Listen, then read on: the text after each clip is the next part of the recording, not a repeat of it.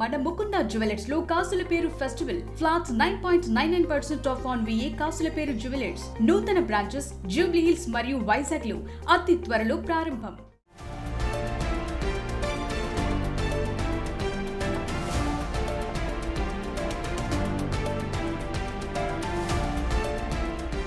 తెలంగాణలో బీజేపీకి షాక్ ఇచ్చారు అర్బన్ ఓటర్స్.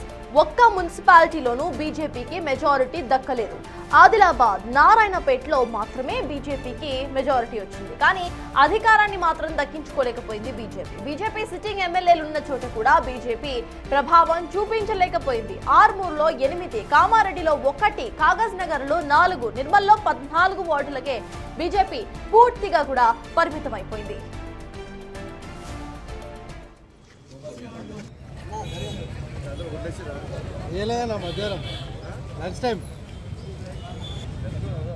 నిజామాబాద్, కరీంనగర్ కార్పొరేషన్లపైనే ఆశలు పెట్టుకుంది బీజేపీ. అర్బన్ ఓటర్ల రియాక్షన్ తో కంగు తిన్నారు బీజేపీ నేతలు.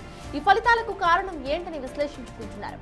బీఆర్ఎస్ బీజేపీ ఫెవికాల్ బంధం అన్న ప్రచారంతో దెబ్బతిన్నామంటున్నారు బీజేపీ నేతలు. మున్సిపాలిటీలో ఎక్కడా అధికారం కోసం పొత్తులు పెట్టుకోకూడదని బీజేపీ పెద్దలు నిర్ణయం తీసుకున్నారు. చైర్మన్, డిప్యూటీ చైర్మన్ పదవుల కోసం రాజీ పడకూడదంటూ ఆదేశాలు అందాయి ఇప్పటికే వాళ్ళకి. హంగ్ మున్సిపాలిటీలో ఎవరి మద్దతు తీసుకోకూడదని హైకమాండ్ చాలా స్ట్రిక్ట్ గా ఆదేశించినట్టు తెలుస్తోంది. అప్పులతో ఆర్థిక సంక్షోభం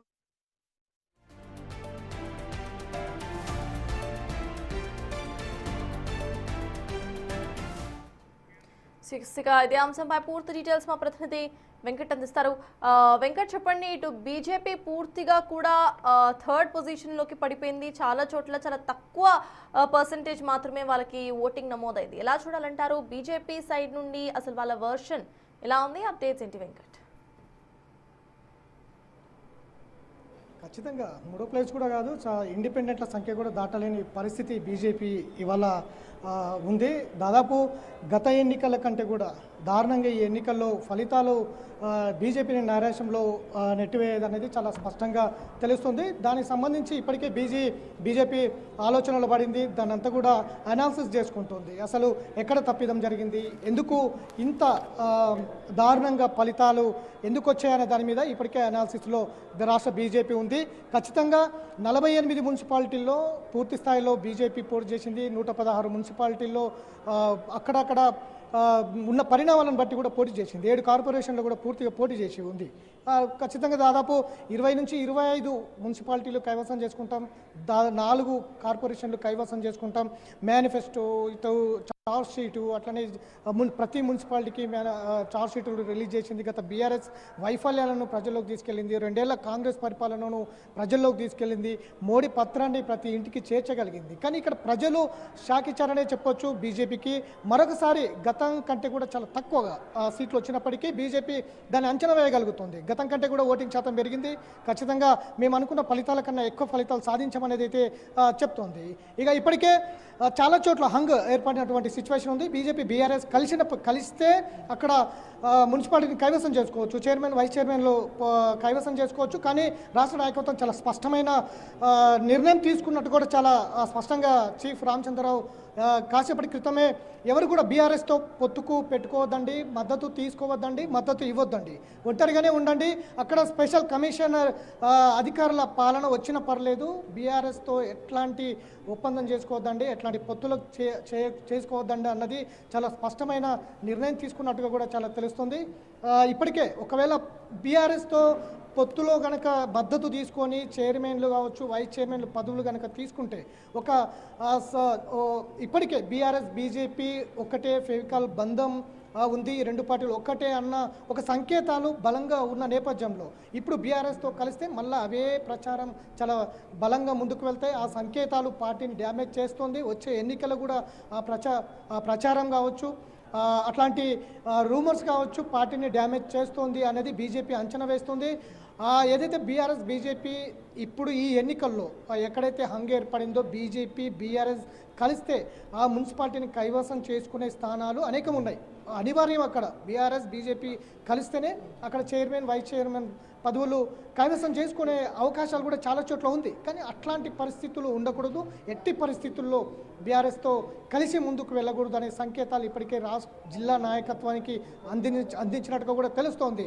ఆ ప్రచారాన్ని బీజేపీ బీఆర్ఎస్ అనే ఓ ప్రచారాన్ని ప్రజల నుంచి పూర్తిగా తొలగించాలి. ఒకవేళ అది తొలగించుకోగలిగితే వచ్చే ఎన్నికల్లో కూడా సేమ్ సిచ్యువేషన్ ఉంటుందనేది అంచనా వేస్తుంది. అందులో భాగంగానే ఒక సంకేతం బీఆర్ఎస్తో ఒప్పందాలు కాదు, మద్దతు కావచ్చు, ఏది కూడా పెట్టుకోవద్దు. ఒంటరిగానే గెలిచిన పర్వాలేదు, చైర్మన్ రాకపోయినా పర్వాలేదు, వైస్ చైర్మన్ రాకపోయినా పర్వాలేదు, పదవులు రాకపోయినా పర్వాలేదు, బీఆర్ఎస్తో ఎట్టి పరిస్థితుల్లో కలిసి ముందుకు వెళ్ళకూడదు అనేది రాష్ట్ర నాయకత్వం ఇప్పటికే సంచలన నిర్ణయం తీసుకున్నట్టుగా కూడా తెలుస్తోంది. అసలు బీజేపీ ఇన్ని అంచనాలు వేసుకున్నా కూడా ఇంత పెద్ద మొత్తంలో ప్రచారం చేసేటప్పటికీ వెంకట్, బీజేపీ బీఆర్ఎస్కు ఉన్న ఆ బంధం అనేది ఏదైతే ఇటు కాంగ్రెస్ ప్రచారం చేసిందో ఆ ఒక్క ట్యాగ్ లైన్ వల్ల కూడా ఎక్కువ నెగిటివిటీ వచ్చింది అనేది బీజేపీ నమ్ముతున్న ఫ్యాక్టర్ లాగా అర్థమవుతోంది. సో ఈ ట్యాగ్ లైన్ కోసమే ఇటు బీఆర్ఎస్కు సంబంధించిన అభ్యర్థులతో ఎక్కడ కూడా పొత్తులు పెట్టుకోకూడదు అనే ఒక డెసిషన్, ఒక స్ట్రిక్ట్ డెసిషన్ తీసుకున్నారు అని చెప్పుకోవచ్చా? ఖచ్చితంగా ఇప్పటికే రెండు అంశాలు ఇక్కడ. ఒకటి రాజకీయ విశ్లేషకుల నుంచి వస్తున్నటువంటి రెండు అంశాలు. ఒకటి బీఆర్ఎస్ బీజేపీ, ఒకటి రెండో అంశం ఏదైతే ఎజెండా, హిందుత్వ ఎజెండా అన్నది రెండో అంశం. ఈ రెండు అంశాల మధ్యనే పార్టీ డ్యామేజ్కి గురవుతుంది. ఒకవైపు ఇదే పొత్తు ఏదైతే హిందుత్వ ముస్లిం ఇట్లాంటి ఎజెండా పార్టీకి డ్యామేజ్ చేస్తుంది. అట్లనే బీజేపీ బీఆర్ఎస్ బంద్ ఒకటే అన్న ఈ రెండు అంశాలు బీజేపీని డ్యామేజ్ చేస్తున్నాయి.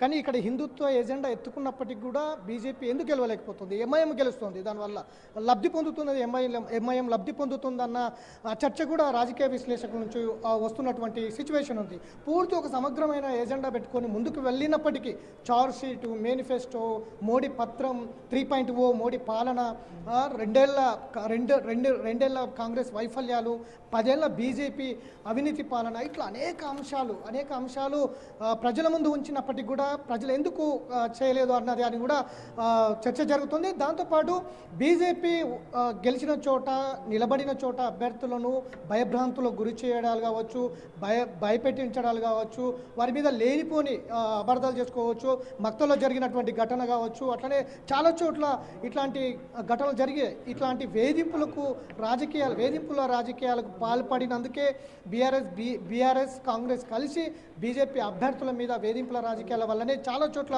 ఓడిపోయాము. ఈరోజు బీజేపీ వెనకబడడానికి కారణం కూడా ఈ వేధింపు రాజకీయాలు అన్నది కూడా బీజేపీ రాష్ట్ర నాయకత్వం చెప్తోంది. సో ఇట్లాంటి అనేక అంశాలు బీజేపీ ప్రజల ముందు ఉంచినప్పటికీ ఆశించిన స్థాయిలో ఫలితాలు రాకపోవడం బీజేపీ దాన్ని పూర్తి స్థాయిలో విశ్లేషిస్తోంది. గత మున్సిపాలిటీ ఎన్నికల్లో కూడా ఇదే సిచ్యువేషన్. దాదాపు గతంలో కూడా అనుకున్న స్థాయిలో ఉన్నప్పటికీ పూర్తి స్థాయిలో మెజారిటీ సాధించలేనటువంటి సిచ్యువేషన్ కనిపించింది. ఇప్పుడు కూడా అదే ధోరణి కనిపిస్తోంది. దాదాపు గత ఎన్నికల్లో 120 మున్సిపాలిటీలు, 10 కార్పొరేషన్లో ఎన్నికలు జరిగితే దాదాపు 3112 వార్డులకు 2300 వార్డుల్లో బీజేపీ పోటీ చేసింది. దాదాపు 237 వార్డుల్లో 78 డివిజన్లో గత మున్సిపాలిటీ ఎన్నికల్లో గెలిచింది. కానీ ఈసారి ఈ లెక్కలు కూడా తారుమారయ్యే అవకాశాలు కనిపిస్తున్నాయి మున్సిపాలిటీ లెవెల్లో. సో ఇప్పటికే నారాయణపేట, మహబూబ్నగర్ ఉమ్మడి జిల్లాలో నారాయణపేటతో పాటు ఆదిలాబాద్, ఈ రెండు మున్సిపాలిటీల్లో బీజేపీ కొంత ఫలితాలు మెరుగ్గా ఉన్నప్పటికీ, ఇటు కరీంనగర్, నిజామాబాద్ కార్పొరేషన్లో బీజేపీ ముందు ఉన్నప్పటికీ మిగతా కార్పొరేషన్లలో కావచ్చు, మిగతా మున్సిపాలిటీలో కావచ్చు బీజేపీకి ఆశించిన స్థాయిలో ఫలితాలు కావచ్చు, అటువైపు ప్రజలు మొగ్గు చూపకపోవడం కావచ్చు, దీని మీద సర్వత్రా చర్చ జరుగుతున్నటువంటి నేపథ్యం. ఆల్మోస్ట్ ఒక పెద్ద పార్టీ దేశంలో అధికారం పరిపాలిస్తుంది, దాదాపు 15 నెలల అధికారంలో ఉంది. ఏ పార్టీ, అసలు అధికారంలో లేని పార్టీ ఇవాళ కొత్తగూడెం కార్పొరేషన్ను కమ్యూనిస్టు పార్టీలు కైవసం చేసుకున్నటువంటి సిపిఐ. కానీ ఇక్కడ ఒక లార్జెస్ట్ పార్టీ తెలంగాణ మీద తెలంగాణ మీద పూర్తి స్థాయిలో ఫోకస్ చేసిన పార్టీ మేనిఫెస్టో, చార్జ్ షీటు ఇట్లాంటివి అనేకమైనటువంటి అంశాలు ఎజెండా ప్రధానంగా ముందు పెట్టిన పార్టీ. ఎందుకు ప్రజలు నమ్మలేదు, ఎక్కడ వైఫల్యం చెందుతున్నాం, ఎక్కడ ఓట్లు రాకపోవడానికి కారణం ఏంటి అనే అంశాల మీద అయితే పార్టీ పూర్తి స్థాయిలో విశ్లేషించుకుంటుంది. దాని మీద మరికొద్దిసేపట్లో చీఫ్ రాష్ట్ర అధ్యక్షులు రామచంద్ర మరికొద్దిసేపట్లో మీడియా ముందుకు రాబోతున్నారు. బీజేపీ వచ్చిన ఫలితాల మీద ఆయన స్పందించే అవకాశం కనిపిస్తోంది. Sartaj, thank you Venkat.